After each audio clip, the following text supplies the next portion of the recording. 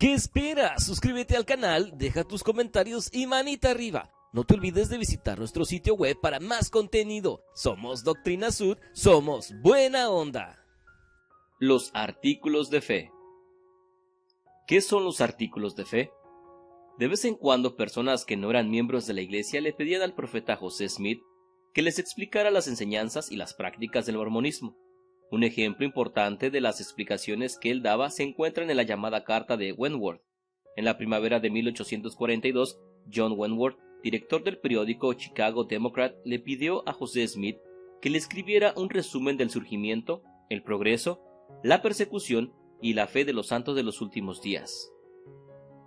José Smith accedió y le envió un documento de varias páginas con el relato de muchos de los primeros acontecimientos ocurridos en la historia de la restauración, entre ellos la primera visión y la salida a la luz del Libro de Mormón. El escrito también contenía 13 declaraciones que bosquejan las creencias de los santos de los últimos días y que ahora se conocen con el nombre de artículos de fe. Wentworth no publicó el documento en su periódico Chicago Democrat ni jamás apareció el escrito en ninguna historia del estado de New Hampshire. Sin embargo, el periódico de la iglesia, el Time and Seasons, lo publicó en marzo de 1842 y desde entonces se ha convertido en una de las declaraciones más importantes de inspiración, historia y doctrina de la iglesia. Véase la historia de la iglesia en la dispensación del cumplimiento de los tiempos, página 291. La carta a Wentworth. A continuación se da la traducción del texto completo de la carta de Wentworth, tal como la escribió el profeta José Smith. Nací en el año de 1805, el día 23 de diciembre, en el pueblo de Sharon, condado de Windsor, estado de Vermont. Tendría yo unos 10 años de edad cuando mis padres se trasladaron a Palmyra, estado de Nueva York, donde vivimos unos 4 años y de allí nos mudamos al pueblo de Manchester. Siendo mi padre granjero, me enseñó el arte del cuidado de los animales. Tendría yo unos 14 años de edad cuando comencé a meditar sobre la importancia de estar preparado para una vida futura y, al investigar acerca del plan de salvación, encontré que existía una verdadera confusión y malos sentimientos entre las varias sectas religiosas. Cada una de ellas contendía por sus propias creencias particulares, como el sumum de la perfección, considerando que no todos podían tener la razón y que Dios no podía ser el autor de tanta confusión. Decidí investigar más plenamente el tema, comprendiendo que si Dios tenía una iglesia, ésta no estaría dividida en distintas facciones, y que si Él enseñaba a una sociedad a adorarle de una manera y a ejercer sus ordenanzas de una forma específica, no enseñaría a otra sociedad principios totalmente opuestos.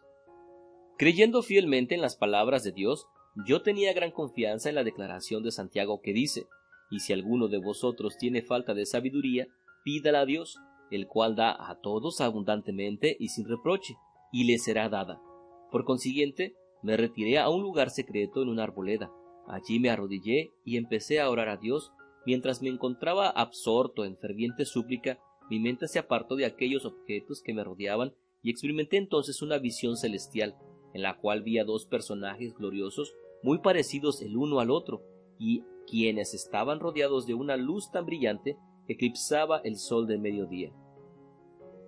Ellos me dijeron entonces que todas las denominaciones religiosas enseñaban doctrinas incorrectas y que Dios no acepta ninguna de ellas como su iglesia y reino, y se me mandó expresamente no unirme a ninguna de ellas, recibiendo al mismo tiempo la promesa de que en el futuro se me daría a conocer la plenitud del Evangelio.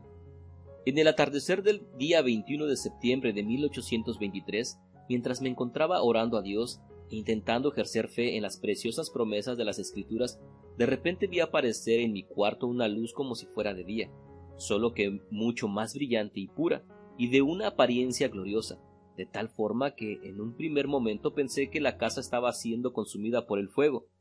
Tal aparición me causó un gran sobresalto. Repentinamente se apareció delante de mí un personaje, el cual estaba rodeado por una gloria aún mayor que la que ya me rodeaba.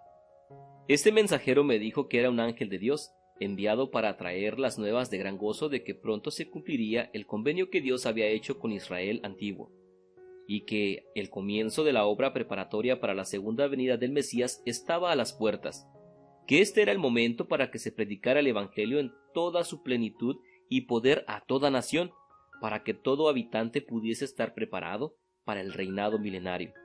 Se me informó que yo había sido escogido para ser un instrumento en las manos de Dios, con el fin de realizar en esta dispensación algunos de sus propósitos gloriosos. Asimismo, recibí información concerniente a los habitantes aborígenes de este país, mostrándoseme quiénes eran y de dónde provenían. Recibí una breve historia de su origen, progreso, civilización, leyes, gobiernos, virtudes e iniquidades, y de cómo las bendiciones de Dios fueron finalmente quitadas de ellos como pueblo. También se me informó acerca del lugar donde se encontraban depositadas unas planchas, las cuales eran un compendio de los registros de los antiguos profetas que habitaron en este continente. 3 veces esa misma noche se apareció ante mí el ángel, repitiéndome exactamente las mismas cosas. El 22 de septiembre de 1827, y luego de haber recibido muchas visitas de los ángeles de Dios, los cuales me manifestaron la majestad y gloria de los eventos que habrían de suceder en los últimos días, un ángel del Señor colocó en mis manos los anales sagrados. Esos anales estaban grabados en planchas que tenían la apariencia de oro. Cada plancha medía 20 centímetros de largo por 15 de ancho, y de un espesor poco menos que el de la hojalata común. Cada una de ellas estaba llena de grabados con caracteres egipcios y ligadas en un volumen, como las páginas de un libro, por medio de 3 grandes anillos. El volumen tenía aproximadamente 15 centímetros de espesor, parte del cual se encontraba sellado. Los caracteres de la parte no sellada eran pequeños y hermosamente grabados. Todo el libro exhibía muestras de antigüedad en su confección y mucha habilidad en el arte de grabados. Juntamente con esos anales se encontraba un curioso instrumento, que constaba de 2 piedras transparentes engastadas en aros de plata, las cuales estaban aseguradas a un pectoral, y que los antiguos conocían como el Urim y Tumim, por el don y el poder de Dios, y por medio del Urim y Tumim yo traduje esos anales. En ese interesante e importante libro está expuesta la historia de la antigua América, desde sus primeros pobladores provenientes de la Torre de Babel, donde fueron confundidas las lenguas, hasta el comienzo del siglo V de la era cristiana. En esos anales se nos informa que la América antigua estaba poblada por 2 razas distintas. La primera fue llamada Jareditas y vino directamente de la Torre de Babel. El segundo grupo vino directamente de la ciudad de Jerusalén unos 600 años antes del nacimiento de Cristo. Estos eran principalmente israelitas, de los descendientes de José.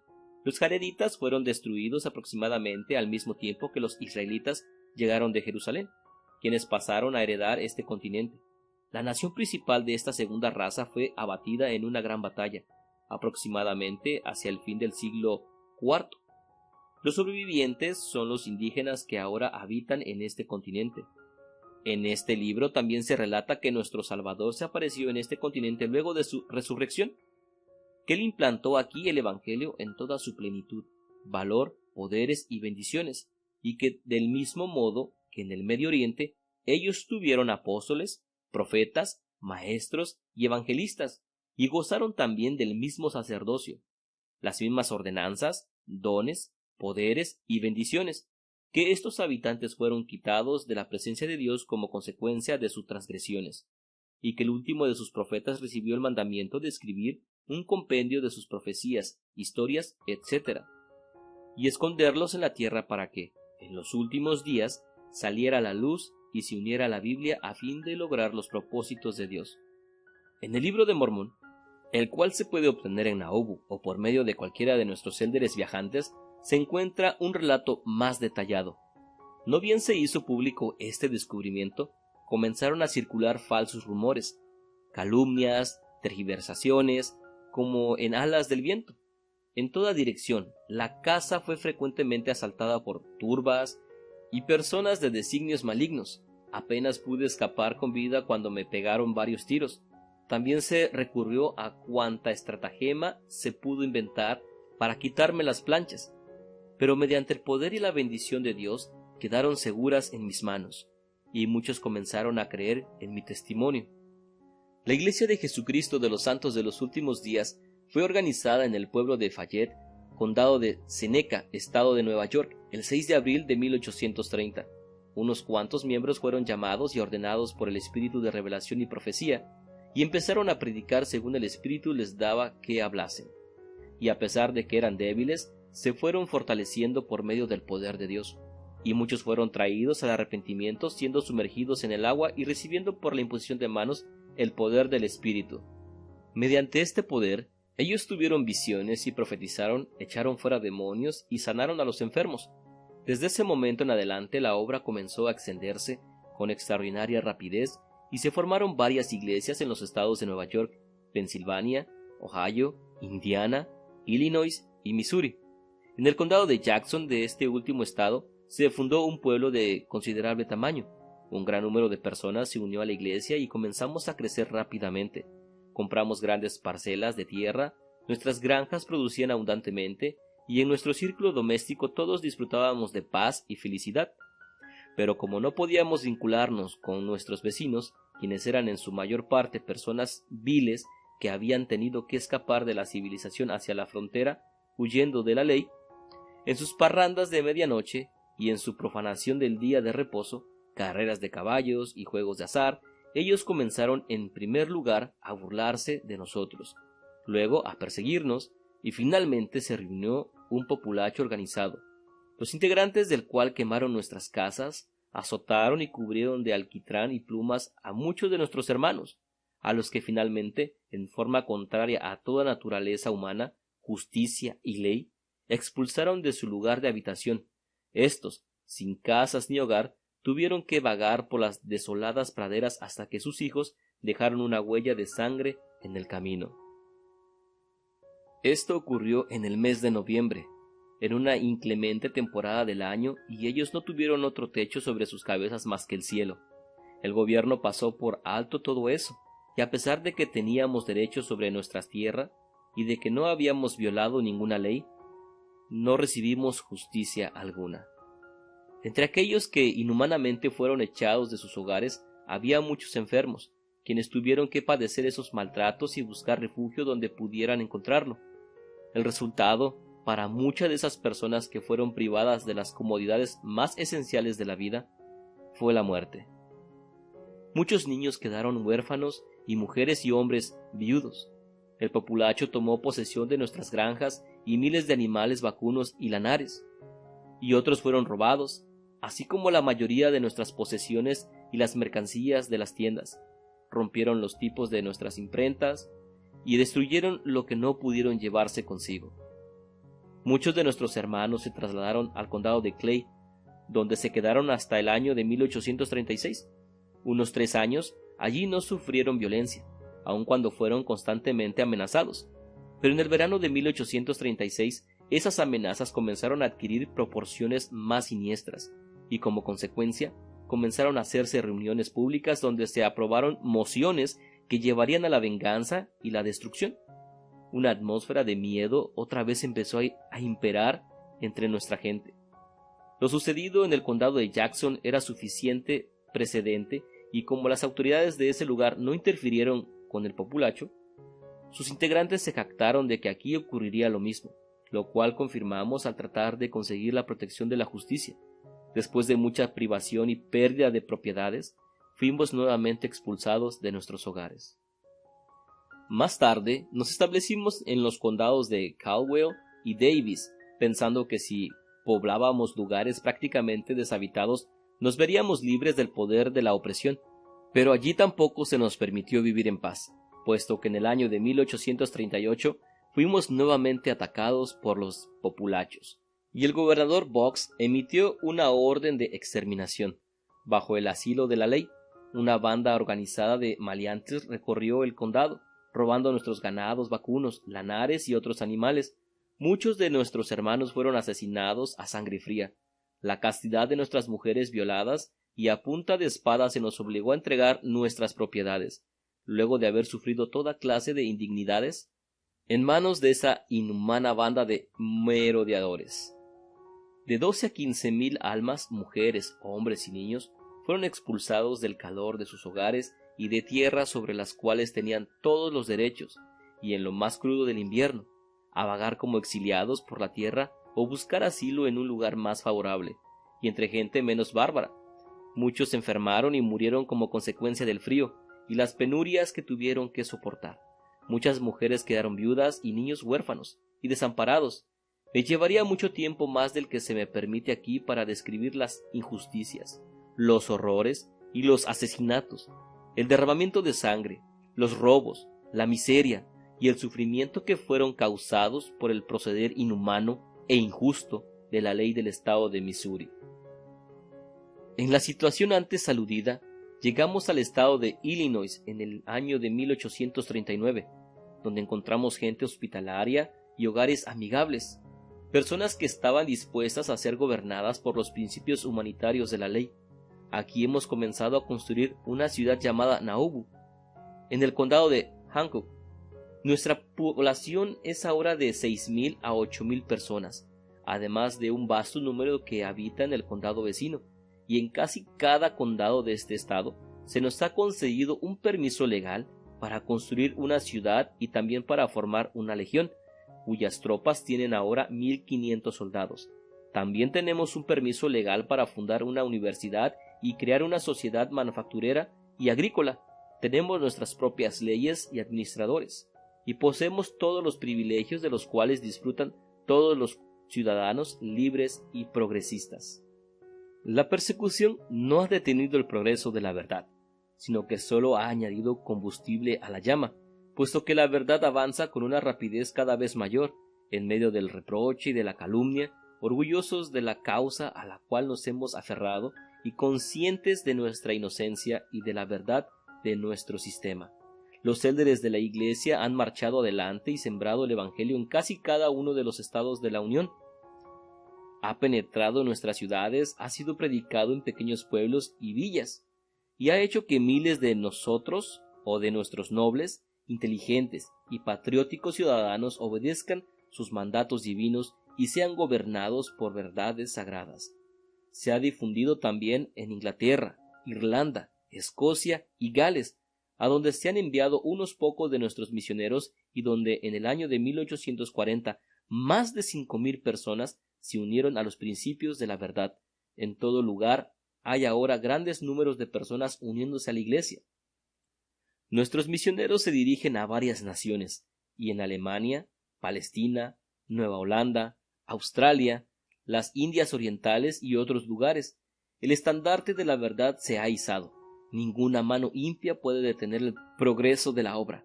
Las persecuciones se encarnizarán, el populacho podrá conspirar, los ejércitos podrán juntarse, y la calumnia podrá difamar, mas la verdad de Dios seguirá adelante valerosa, noble, independientemente, hasta que haya penetrado en todo continente, visitado toda región, abarcado todo país y resonado en todo oído, hasta que se cumplan los propósitos de Dios y el gran Jehová diga que la obra está concluida. Nosotros creemos en Dios el Eterno Padre y en su Hijo Jesucristo y en el Espíritu Santo. Creemos que los hombres serán castigados por sus propios pecados y no por la transgresión de Adán. Creemos que por la expiación de Cristo todo el género humano puede salvarse mediante la obediencia a las leyes y ordenanzas del Evangelio. Creemos que los primeros principios y ordenanzas del Evangelio son: 1. Fe en el Señor Jesucristo. 2. Arrepentimiento. 3. Bautismo por inmersión para la remisión de los pecados. 4. Imposición de manos para comunicar el don del Espíritu Santo. Creemos que el hombre debe ser llamado por Dios, por profecía y la imposición de manos por aquellos que tienen la autoridad, a fin de que pueda predicar el Evangelio y administrar sus ordenanzas. Creemos en la misma organización que existió en la iglesia primitiva, esto es, apóstoles, profetas, pastores, maestros, evangelistas, etc. Creemos en el don de lenguas, profecía, revelación, visiones, sanidades, interpretación de lenguas, etc. Creemos que la Biblia es la palabra de Dios hasta donde está traducida correctamente. También creemos que el libro de Mormón es la palabra de Dios. Creemos todo lo que Dios ha revelado, todo lo que actualmente revela, y creemos que aún revelará muchos grandes e importantes asuntos pertenecientes al reino de Dios. Creemos en la congregación literal del pueblo de Israel y en la restauración de las 10 tribus, que Sión, la nueva Jerusalén, será edificada sobre el continente americano, que Cristo reinará personalmente sobre la tierra y que la tierra será renovada y recibirá su gloria paradisiaca. Reclamamos el derecho de adorar a Dios Todopoderoso conforme a los dictados de nuestra propia conciencia, y concedemos a todos los hombres el mismo privilegio, que adoren como, donde o lo que deseen.